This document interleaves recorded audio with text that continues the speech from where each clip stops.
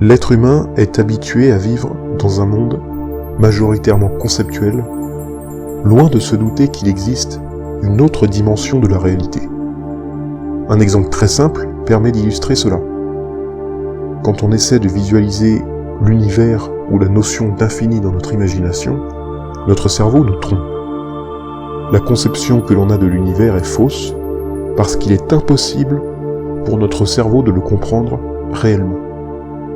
L'infini est une chose que l'être humain ne peut imaginer tellement son étendue est extraordinairement grande par rapport à la taille de notre cerveau, relativement minuscule à cette échelle. Ce que notre cerveau ne parvient pas à visualiser concrètement existe aussi à l'intérieur de nous-mêmes. C'est l'esprit. Reconnaître cet esprit, c'est parvenir à l'éveil comme le Bouddha.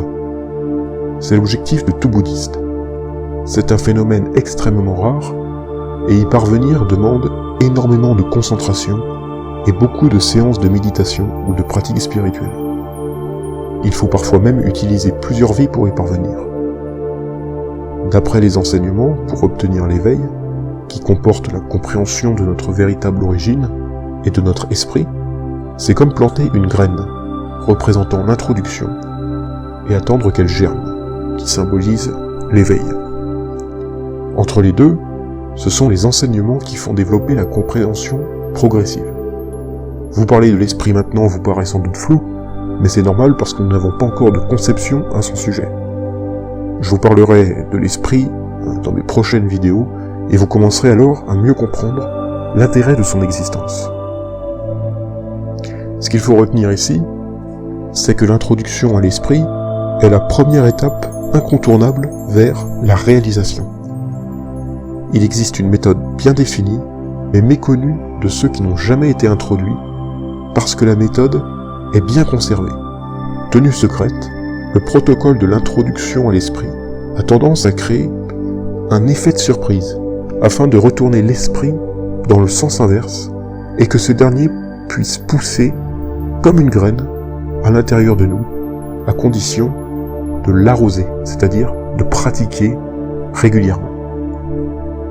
Je ne vais pas vous dévoiler la méthode, car il y a peut-être des personnes qui regardent aujourd'hui cette vidéo et qui aimeraient potentiellement, à l'avenir, être introduits à leur esprit. En revanche, je peux au moins vous citer les grandes étapes. Première étape, il s'agit d'un acte. La seconde étape, d'une invocation ou prière. Et puis la méthode se termine avec une question. Lorsque ces trois étapes sont achevées, l'introduction est terminée. Une toute nouvelle conscience peut déjà commencer à apparaître. L'effet de surprise commence au moment de l'acte, et un dernier coup ultime transcende votre esprit et vous plonge dans une joie indescriptible au moment de la question.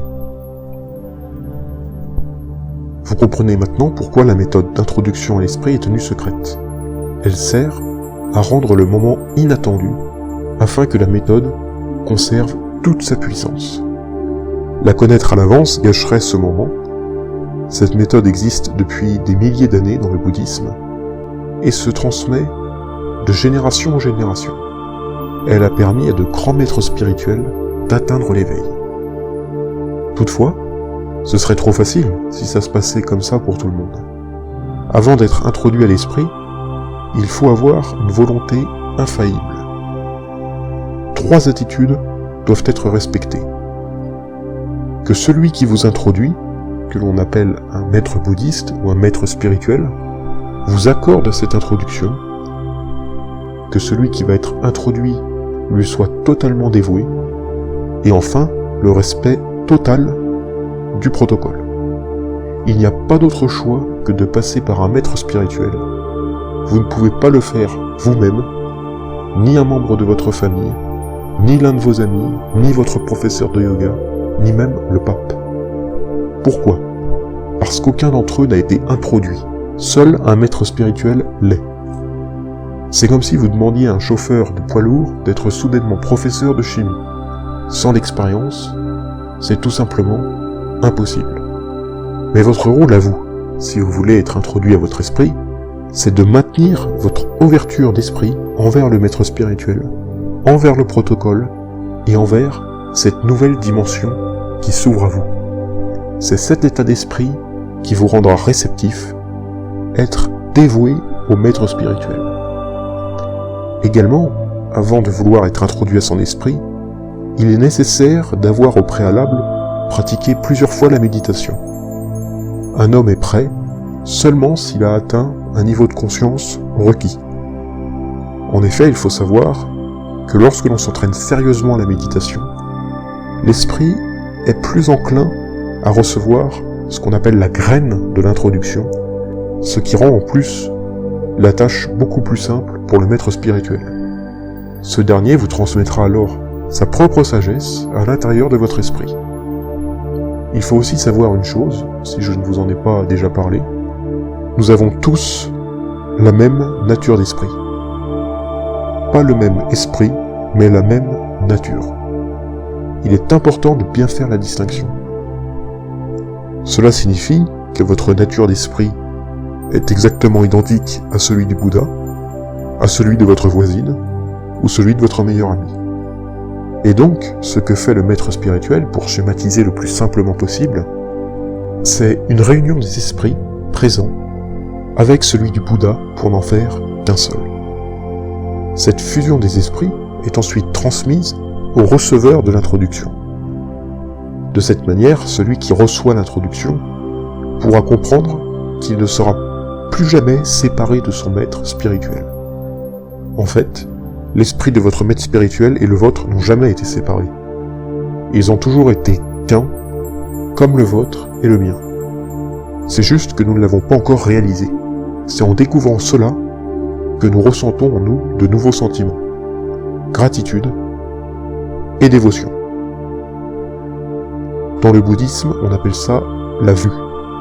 Une personne possède la vue quand elle réalise que son esprit n'est qu'un avec l'esprit de tous.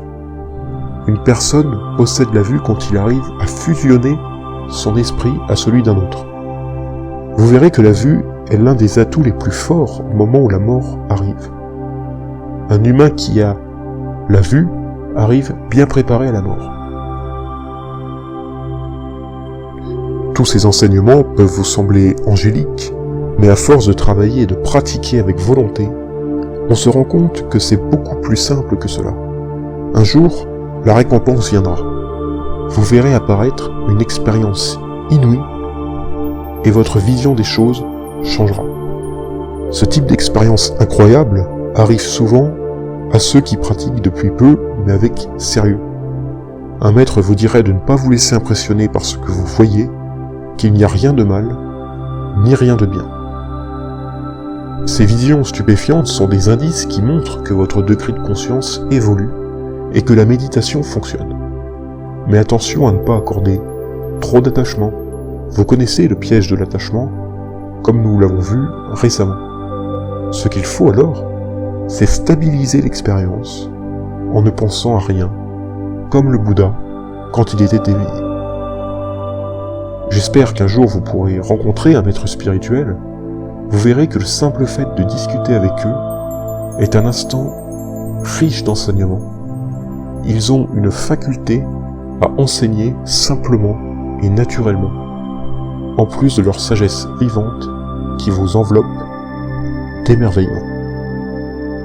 Ce qu'il faut retenir, c'est qu'avec le travail, on finit par avoir des aperçus, des morceaux de vérité, jusqu'à peut-être un jour atteindre l'éveil. Cette vidéo se termine pour aujourd'hui. On se retrouve très bientôt pour une prochaine vidéo.